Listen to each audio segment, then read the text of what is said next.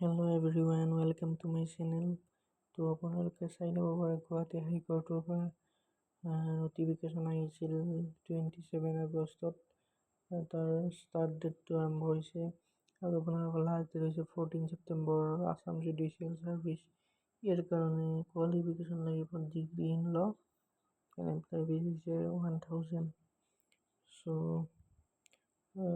ইয়াৰ salary ষ্ট্ৰাকচাৰটো খুবেই ভাল, আপোনালোকে চাই ল'ব পাৰে। ভেকেঞ্চি ডিটেইলছ আনৰিজাৰ্ভৰ কাৰণে 10 আৰু PWDৰ কাৰণে 1 আৰু এই চাই ল'ব পাৰে।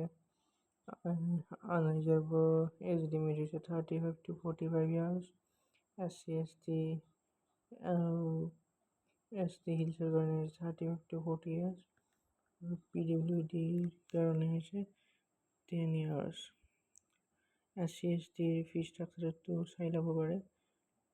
SC ST 500, আদাৰ্ছ 1000 আৰু এক্সামটো তিনিটা ক্ৰাইটেৰিয়াত হ'ব। প্ৰথম হৈছে প্ৰিলিমিনাৰী এক্সামিনেশ্যন, ছেকেণ্ড হৈছে মেইন এক্সামিনেশ্যন আৰু থাৰ্ড হৈছে প্ৰিভাইভছ বা আপোনালোকৰ ইণ্টাৰভিউ।